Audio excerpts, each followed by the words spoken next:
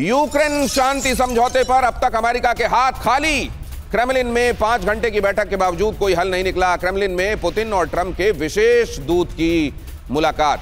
Witkoff भी थे और कुशनर भी थे और ट्रंप के दामाद साहब भी और विटकॉफ साहब भी, ये विशेष दूत भी, लेकिन बात वहां बनी नहीं। अब जरा समझ में ये नहीं आता कि पहले जो पीस प्रपोजल लेकर गए, उस पीस प्रपोजल को रशिया ने कहा कि हां ये शांति का आधार बन सकता है, लेकिन अब ये क्या है कि ना तो यूक्रेन इनको भाव दे रहा है और ना रशिया भाव दे रहा है। जिन स्टेक होल्डर्स की बात अभी कहा जा रहा था कि असल में उनका देखना पड़ेगा, ये कार्तिकेय सर ने कहा कि देखिए देखना पड़ेगा यूक्रेन और रशिया चाह रहे हैं क्या। ये दोनों ही तरफ जब ये लेटर घूम रहा है, कोई इस पर रजामंद होने के लिए तैयार नहीं। कार्तिकेय सर, ये क्या हो रहा है? देखिए, मुझे ऐसा नहीं लगता कि कोई भी रजामंद होने के लिए तैयार नहीं है, परंतु हर एग्रीमेंट में फाइनर पॉइंट्स होते हैं ना, जिन्हें हम बोलते हैं फाइनर पॉइंट्स, कि भाई इसके अलावा क्या, इसके अलावा क्या, और इसमें नहीं, अगर हम इस बात पे, मोटी बात पे हम एग्री नहीं कर रहे हैं तो इसको किस तरह से डिवाइड किया जाए। तो देखिए, नेगोशिएशंस में इस तरह के डिलेज होते ही हैं, और ये मानना इतना बड़ा इशू जिसमें एक तरह से आप ये मान के चलिए कि 32 राज्य एक तरफ और एक राज्य एक तरफ आपस में लड़ने को जा रहे हैं, तो उस बात पे तो नेगोशिएशन में टाइम समय जरूर लगेगा, आपसी विचार विमर्श में समय जरूर लगेगा, और उसी बात के लिए ये सब एंटे अप हो रहा है, थोड़ी सी धमकाया जा रहा है एक दूसरे को, ताकि दूसरा दबाव में आए और टेबल पे आके फाइनली जो है डिसीजन हो जाए।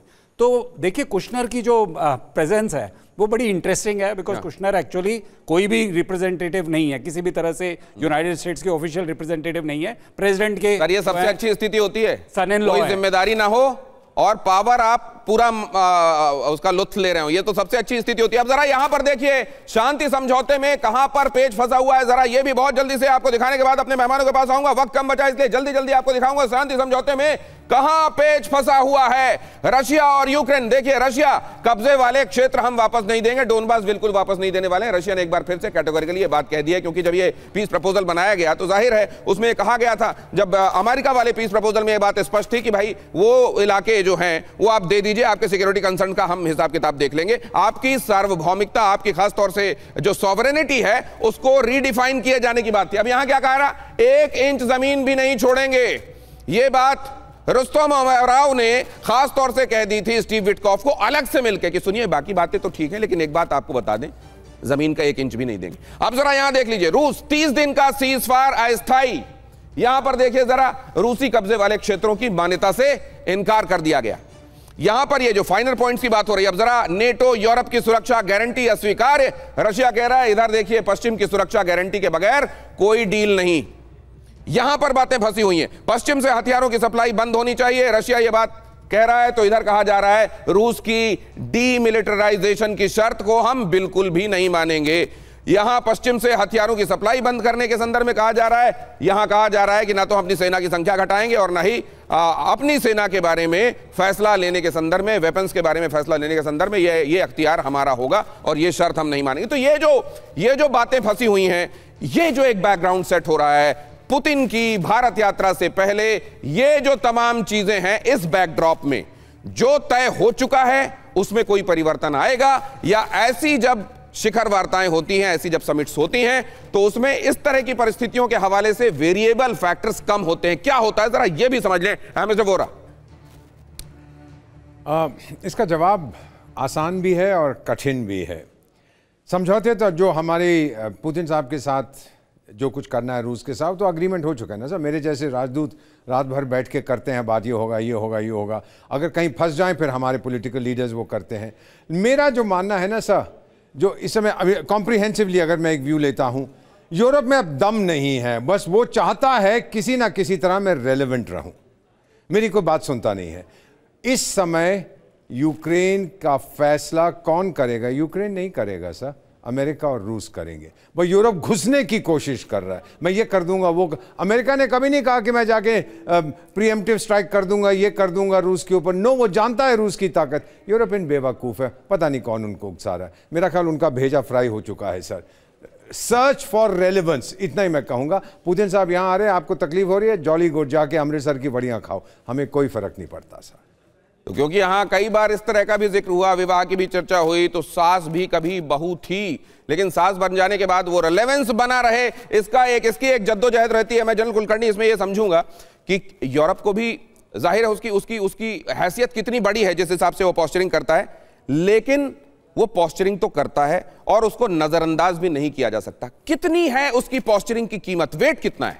दिनेश, अगर आप देखें पोरोशेंको जब प्रेसिडेंट बने थे 2014 में, उसने लगातार सर ये खबर देख लीजिए जरा, 7 मंत्रियों के साथ भारत आ रहे हैं पुतिन। ये अहम खबर TV9 भारतवर्ष पर exclusive. 7 ministers are accompanying him. 7 मंत्रियों के साथ भारत आ रहे हैं पुतिन।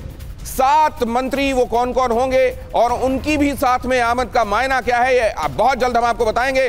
मनीष झा हमारे संवाददाता ये खबरें आप तक पहुंचा रहे हैं, उनके पास हम जल्द चलेंगे और आपको ये बताएंगे। लेकिन ये 7 मंत्रियों का भारत आना, पुतिन के साथ 7 मिनिस्टर्स, 7 मंत्रियों का भी भारत आना, जाहिर है बहुत सारे समझौते होने वाले हैं और हर एक समझौते के संदर्भ में उन मंत्रियों की मौजूदगी, उनका भी उपस्थित होना इस पूरे मामले को, और रक्षा मंत्री का भी साथ में आना, ये बहुत महत्वपूर्ण। मनीषा आप जगह की तलाश मत कीजिए, आप तो बस जल्दी से मुझे बताइए कि इसके मायने क्या है। बिल्कुल देखिए, वैसे राष्ट्रपति पुतिन के साथ एक बड़ा डेलीगेशन आ रहा है जिसमें प्रेसिडेंट पुतिन के साथ उनके साथ जो वरिष्ठ मंत्री हैं वो रहेंगे। इसके अलावा जो दूसरे और क्षेत्र के लोग हैं वो सब भी होंगे, यानी कि बहुत से इंडस्ट्री प्लेयर हैं वो भी रहेंगे। लेकिन रक्षा मंत्री, विदेश मंत्री प्रेसिडेंट पुतिन के साथ होंगे और 2-3 और जो जैसे ऊर्जा मंत्री हैं वो उनके साथ होंगे। तो वो पूरी लिस्ट अब TV9 के पास आ गई है अब से, जबकि कुछ 24 घंटे से भी कम समय बचा है प्रेसिडेंट पुतिन के भारत पहुंचने को लेकर। उससे पहले TV9 के पास वो लिस्ट है कि कौन कौन से मंत्री पहुंचने वाले हैं, और फिर राष्ट्रपति पुतिन की जब प्रधानमंत्री मोदी से मीटिंग होगी तो उनमें इन मंत्री से संबंधित जो विभाग हैं उनके भी अहम समझौते होंगे। लगातार दिनेश आप दर्शकों को बताते रहे Su-57 के बारे में, S-400 के बारे में, तो रक्षा मंत्री बेलूसोव जो है वो भी पुतिन के साथ इस डेलीगेशन में शामिल होने रहे हैं। लेकिन यकीन मानिए कि जो इनका डेलीगेशन होगा वो लगभग अगर मैं कहूं सबको मिलाकर तो वो 3 डिजिट में पार कर जाएगा जी। तो अगर ये 3 डिजिट पार कर जाने वाला है तो मैं एक बात और आपसे जानना चाहता हूं, ये खुलासा अभी होना इसका केवल ये जो फैक्टर है वो ये है कि थ्रेट परसेप्शन को देते हुए कई चीजें लास्ट मिनट रिवील की जाती हैं, आखिर में रिवील की जाती हैं। ये सब पहले से तय रहा होगा, अब दुनिया को बताया जा रहा है, या असल में अभी कुछ चीजें तय हुई हैं और उनके अपने मायने हैं? नहीं, देखिए सब कुछ तय है, लेकिन आपने सही कहा थ्रेट परसेप्शन का, इसके बावजूद कि भारत और रूस की सुरक्षा एजेंसियों ने चाक चौबंद व्यवस्था कर रखी है। और मैं बहुत जिम्मेदारी के साथ कहता हूं कि राष्ट्रपति पुतिन मॉस्को की तुलना में दिल्ली में ज्यादा सुरक्षित महसूस करेंगे।